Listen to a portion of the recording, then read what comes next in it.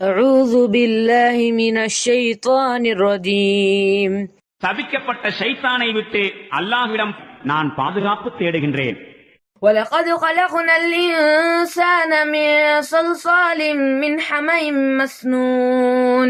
வேதகம் அடைந்த சுண்டினால் ஓசை வரக்கூடிய காய்ந்த களிமண்ணிலிருந்து மனிதனை நாம் படைத்தோம்.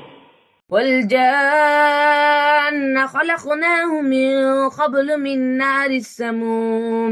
அதற்கு முன்பு தீயின் கடும் வெப்பத்திலிருந்து ஜின்களை படைத்திருந்தோம். وإذ قال ربك للملائكة إني خالق بشرا من صلصال من حمإ مسنون.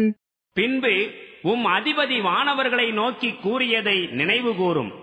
வேதகமடைந்த சுண்டினால் ஓசை வரக்கூடிய காய்ந்த களிமண்ணிலிருந்து ஒரு மனிதரை திண்ணமாக நான் படைக்கப் போகின்றேன்.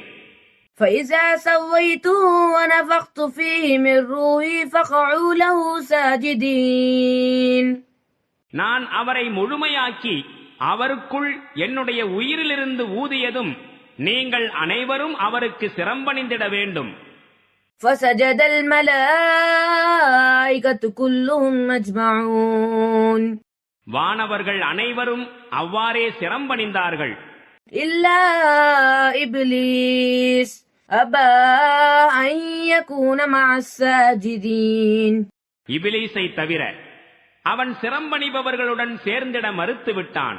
قال يا إبليس ما لك ألا تكون مع الساجدين.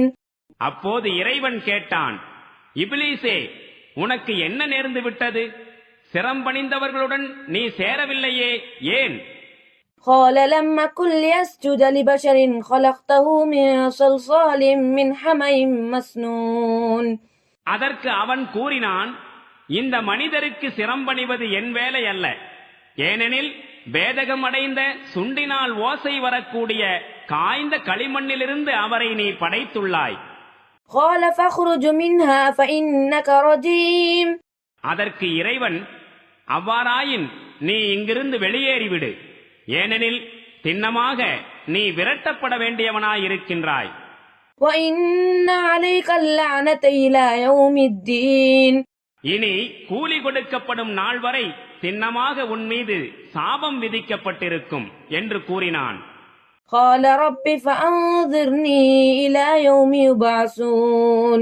அதற்கு அவன், என் இறைவனே, அப்படியானால் மக்கள் அனைவரும் மீண்டும் எழுப்பப்படும் நாள் வரை எனக்கு அவகாசம் அளிப்பாயாக என்று வேண்டிக் கொண்டான்.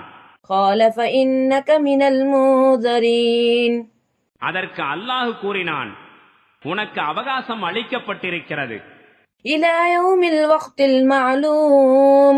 நாம் மட்டுமே அறிந்திருக்கக்கூடிய அந்த நாள் வரும் வரை உனக்கு அவகாசம் அளிக்கப்பட்டிருக்கிறது.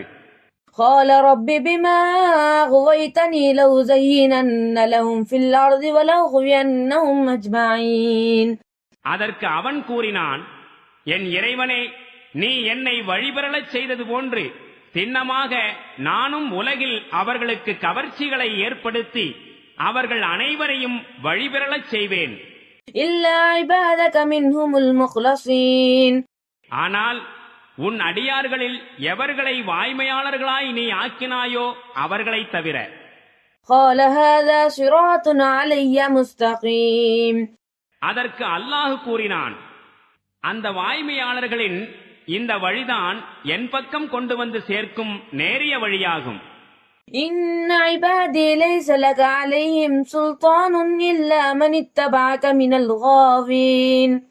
திண்ணமாக என்னுடைய வாய்மையான அடியார்கள் மீது உனது அதிகாரம் செல்லுபடியாகாது. ஆனால் எவர்கள் உன்னை பின்பற்றி வழிகட்டு போகின்றார்களோ அவர்களிடம் மட்டும் உனது அதிகாரம் செல்லுபடியாகும். وإن جهنم لموعدهم أجمعين. திண்ணமாக அத்தகையவர்கள் அனைவருக்கும் நரகம் இருக்கிறது என்று எச்சரிக்கப்பட்டுள்ளது.